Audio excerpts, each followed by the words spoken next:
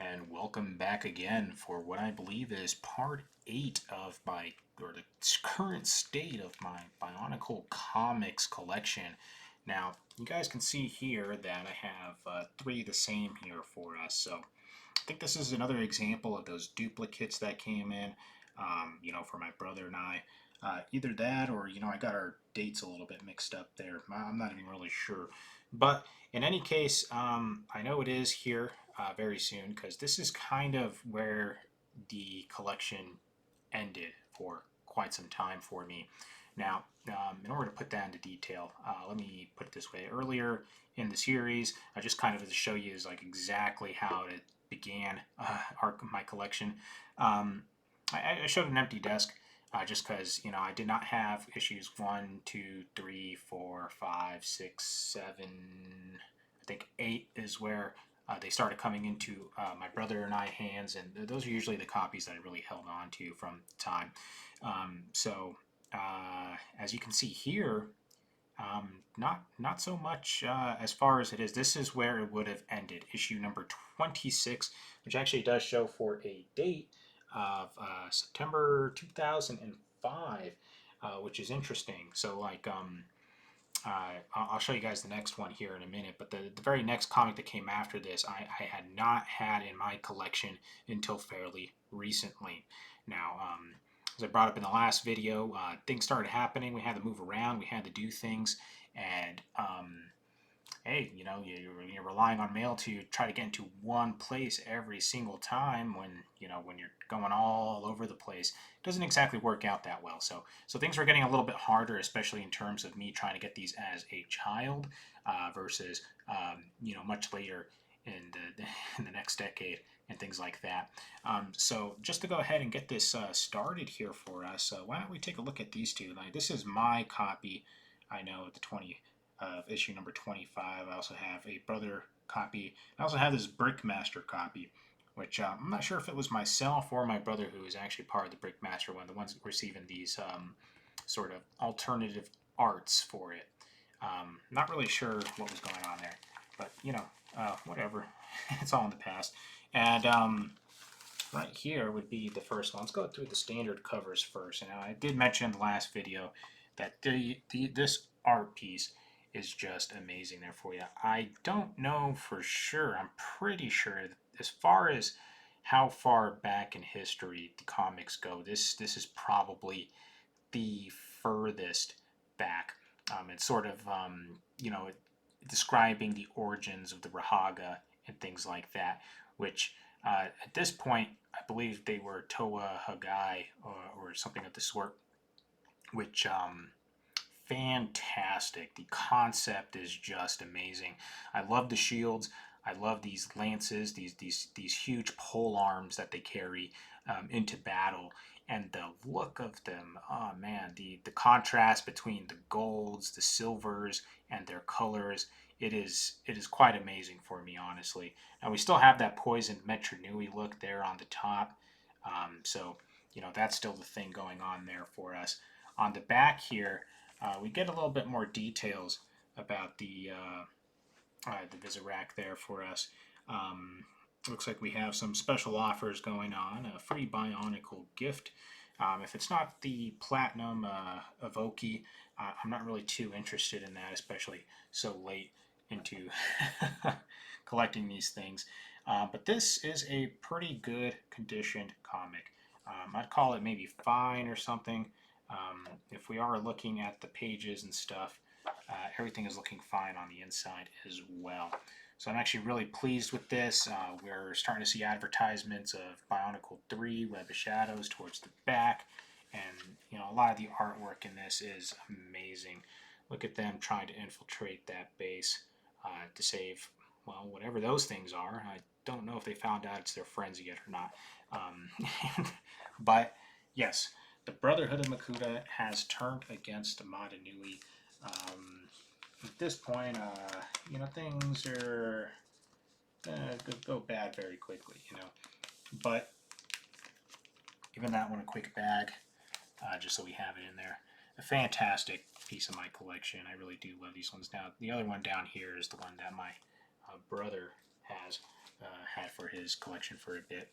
Like I said, his are always a little bit more worn down. At this point, not always worn down. I think at this point my brother was also kind of dying out of Bionicle. I think it was getting a little bit too convoluted for him at this point during the Vizirac coming in, and still being able to provide a very good quality comic for it at least. So this one's exactly the same as the last one, so I'm not going to spend too much time on it for us. But also very good quality, because I think this one was in my possession for about as long as the other one.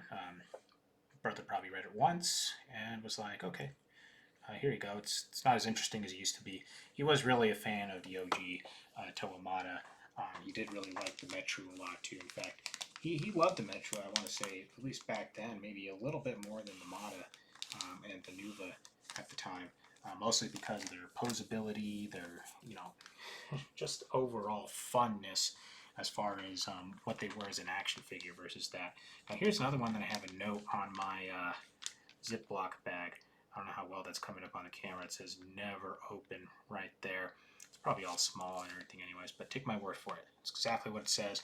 Never open the alternative arts. This is the first time this one has been opened in, like I said, the better part of a decade. Back to more than a decade in this case. And dang, look at that. Like, I thought the original, the standard cover art was amazing when I first saw it for the first time. But this is beautiful, man. Amazing. Now, before I, fanboy out a little bit too much on it, it does have its imperfections. The cover kind of shows a little bit of the backing on the next page there. I don't think that's an issue. The spine itself is pretty exquisite. It doesn't have that bend again. I'm starting to see it less and less as we get in there. Well, maybe it slightly does, but creasing isn't terrible either. It's staying near the spine and not really going out towards the cover at all. So this particular piece here is really good. Look at that. What is that? Blood from the Vizirac or something? I don't even know. That's fantastic artwork, though. And I really do love that they started doing these alternatives. It's something I wish they would have continued. Ooh, man, imagine. That would have been amazing. At the same time, I'm kind of glad it didn't, because then I would have had a lot more issues to buy coming into this particular period.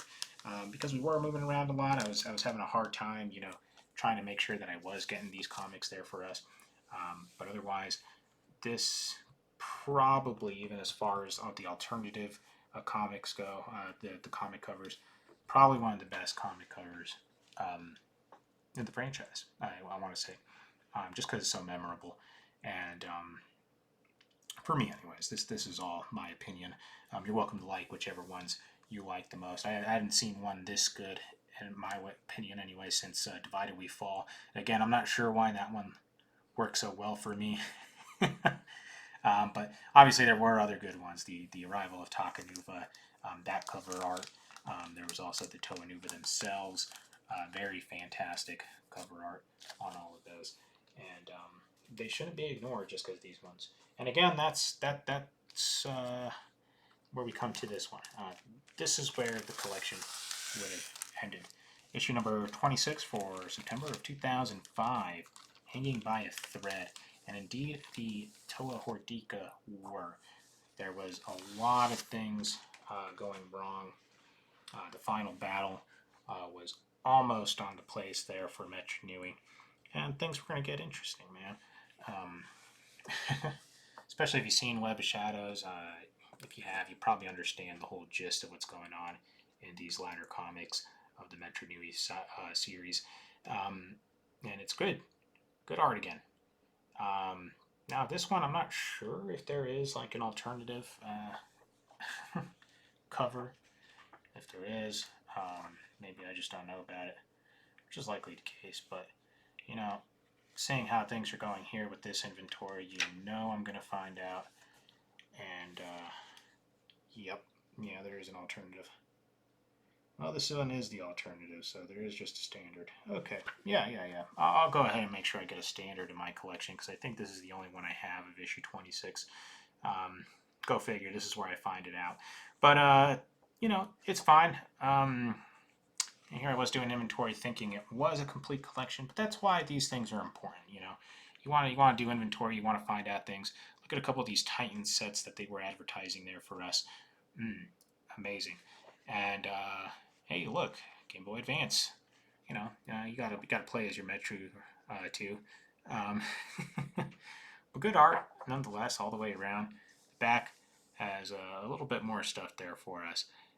Something a little kind of retro-y to share, you know. And this was a very good time period for Bionicle. But like I said, with this one, that was actually the end of my collection for a number of years. Now, it's still 2005. By this point, I haven't even came up with the resolve of saying, okay, I'm going to collect every single one and, you know, call it a thing, you know. It's just, hey, I like these. I want to keep them, so I continue to read them. Now, I had never had 27, even when it did come into, like, the, you know, Gen 2. I never had these particular comics, but I do now. These were very recent purchases. As you can tell, this one right here is already bagged and boarded. This is the way it came when I purchased it, but I think I'm still going to go ahead and replace this bag and board. If I could get that open for us. There we go.